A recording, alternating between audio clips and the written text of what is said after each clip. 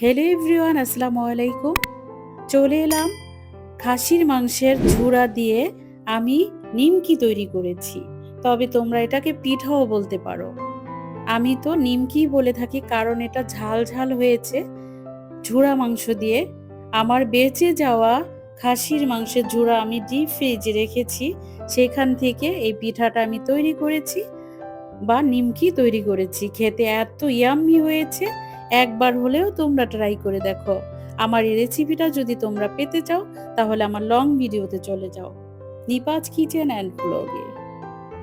আলহামদুলিল্লাহ, খেতে দুর্দান্ত স্বাদ হয়েছিল। দেখতে থাকো, আর যারা দেখছো এখনো লাইক দাওনি অবশ্যই লাইক, কমেন্ট, সাবস্ক্রাইব করবে, নিপাজ কিচেনের পাশে থাকবে। আজকের মতো ভিডিওটা শেষ করছি। আল্লাহ হাফেজ।